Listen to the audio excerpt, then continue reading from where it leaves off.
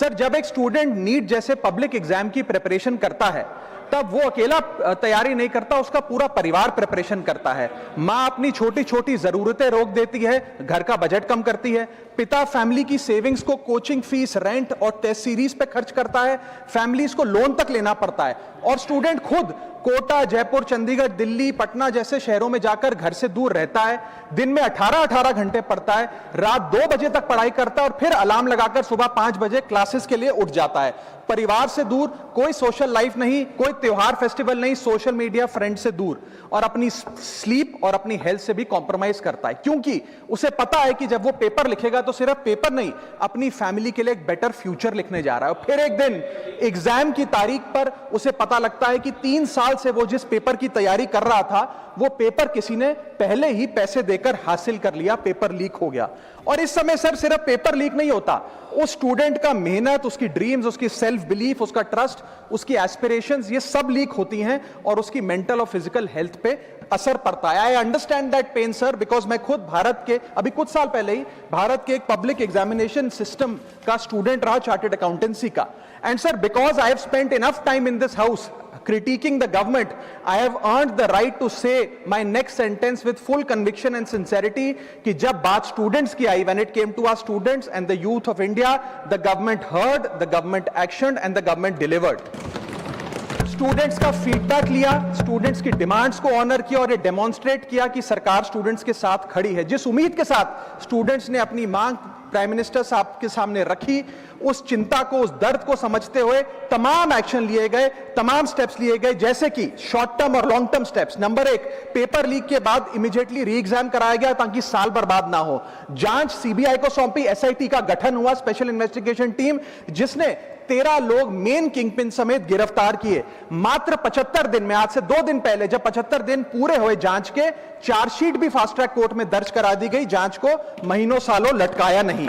47 national testing agency के officers को shunt out किया गया, एजुकेशन सेक्रेटरी का तबादला हुआ, यहां तक कि मॉरल ग्राउंड्स पे हमारे ऑनरेबल होम एजुकेशन मिनिस्टर ने इस्तीफा तक दिया और स्टूडेंट प्रोटेस्टर्स के खिलाफ जो केसेस थे उन्हें विड्रॉ किया गया। बीरीड फैमिलीज जिसके अपने किसी घर के बच्चे को, किसी स्टूडेंट को खो दिया, उसको कॉम्पनसेशन दी जा रही है।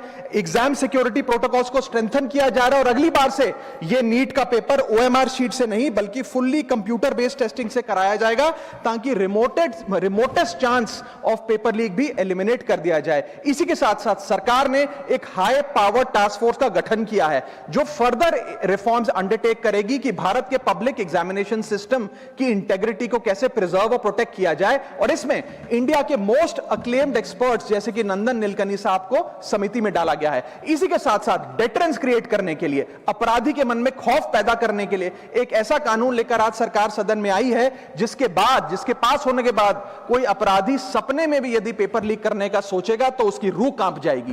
पहली चीज, पेपर लीक को एक इंडिविजुअल द्वारा किया गया क्राइम नहीं बल्कि एक ऑर्गेनाइज्ड सिंडिकेट नेटवर्क द्वारा किए गए क्राइम के तौर पे ट्रीट किया जाएगा, जिसमें इनसाइडर हो, कोचिंग माफिया हो, लॉजिस्टिक वेंडर हो, प्रिंटिंग प्रेस हो, सॉल्वर गैंग हो, एग्जाम ऑफिशियल्स हो, सब पर कार्रवाई होगी। सबको दोषी करार देने के बाद, गिल्टी करार देने के बाद 10 साल तक की जेल होगी और 10 करोड़ रुपए तक का जुर्माना लिया जाएगा।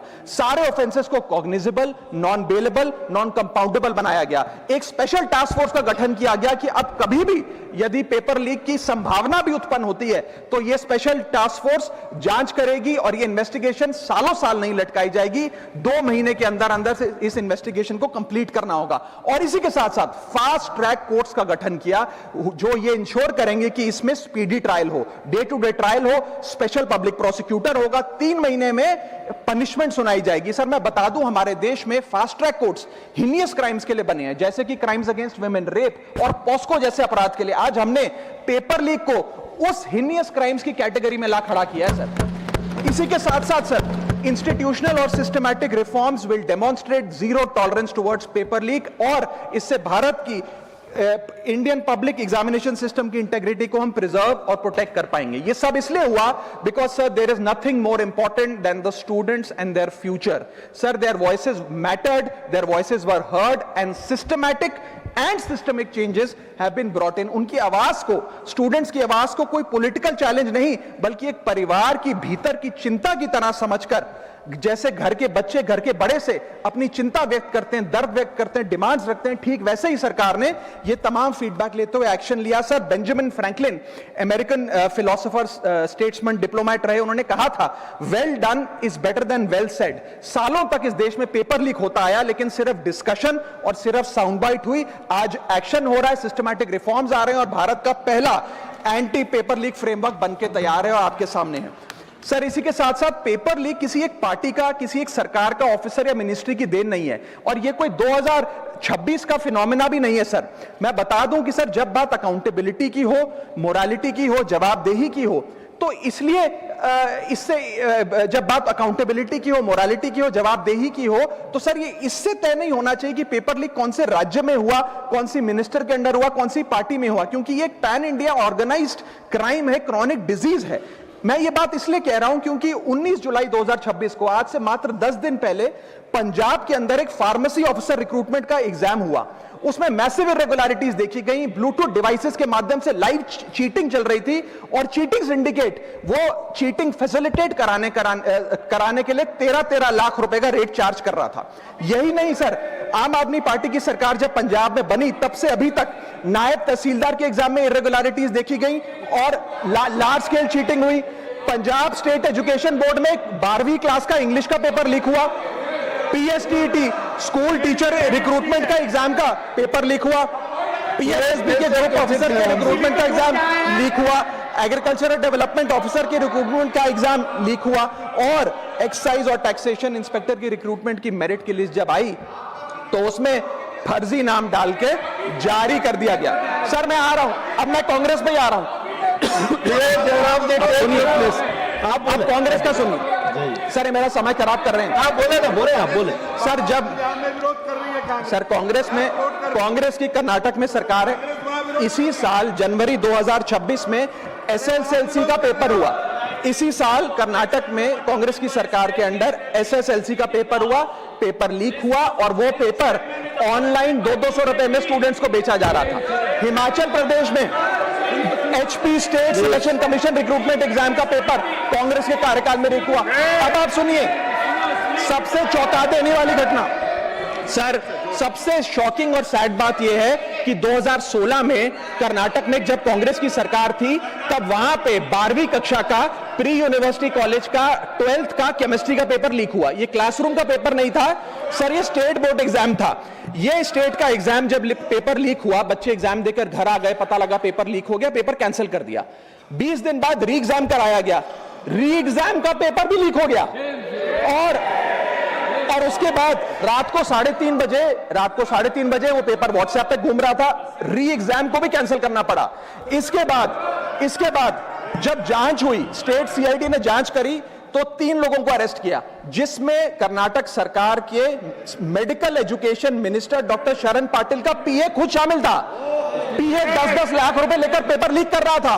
उसके बाद जब मंत्री जी से पूछा गया कि आप इस्तीफा क्यों नहीं देते, आपकी मॉरल और डायरेक्ट जिम्मेदारी बनती है, आपके दफ्तर का आपका पीए पेपर लीक कर रहा है, आप क्यों नहीं इस्तीफा देते, तो उन्होंने कहा कि there is no question of resigning, अगर कुछ गलत हुआ है तो वो मेरे पीए का पर्सनल मैटर है, उसकी पर्सनल लाइफ है। वहां सर ऑफिस गवर्नमेंट का, डेजिग्नेशन गवर्नमेंट की, एक्सेस गवर्नमेंट का, बट अरेस्ट की बात आई तो पर्सनल लाइफ का मैटर है। और आयरनी देखिए, आज 2026 में कर्नाटक में फिर कांग्रेस की सरकार है और डॉक्टर शरण पाटिल फिर मंत्री हैं और उसी विभाग के मंत्री हैं, मेडिकल एजुकेशन विभाग के मंत्री। यह है स्टैंडर्ड ऑफ अकाउंटेबिलिटी। सर सुन लो, उसी के साथ साथ 2004 से 2014 के बीच में जब यूपीए की सरकार थी तो कांग्रेस के कार्यकाल में दर्जनों एग्जाम्पल हैं, डॉक्यूमेंटेड एग्जाम्पल हैं पेपर लीक के सर, जिसमें मुख्य तौर पर AIIMS post graduate medical entrance exam 2006 में लीक हुआ, रेलवे रिक्रूटमेंट बोर्ड का एग्जाम 2009 का लीक हुआ, all India engineering entrance exam 2011 UPA के कार्यकाल में लीक हुआ और SSC combined graduate level exam 2013 leak हुआ। सर, इस पीरियड में उस समय की यूपीए सरकार ने क्या किया? कोई अकाउंटेबिलिटी एस्टैब्लिश करी, कोई एग्जाम सिक्योरिटी आर्किटेक्चर को ओवरऑल करने के लिए कोई कानून लाए, कोई dedicated anti paper leak law लाए, कुछ नहीं लाए। सर मैं एक बात कहना चाहता हूं, सर पॉलिटिकल मेमोरी सिलेक्टिव हो सकती है, पब्लिक रिकॉर्ड सिलेक्टिव नहीं हो सकता। अगर नेशनल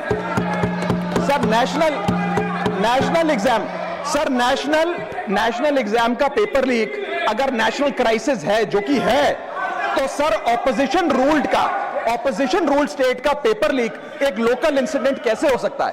सर स्टूडेंट में तो फर्क नहीं होता। अगर नीट के स्टूडेंट्स का पेन जेन्युइन है, जो कि जेन्युइन है, तो सर पंजाब के फार्मेसी एग्जाम के स्टूडेंट्स का और कर्नाटक के एसएलसी एग्जाम के स्टूडेंट्स का पेन भी जेन्युइन है। स्टूडेंट का पेन पार्टी देखकर चेंज नहीं होता, और ठीक उसी तरह रिफॉर्म और अकाउंटेबिलिटी भी पार्टी देखकर चेंज नहीं हो सकती। अब स्टूडेंट्स के बारे में कुछ कहना चाहता हूं। सर देयर वॉइस मैटर्स, उनकी मांगे जायज हैं।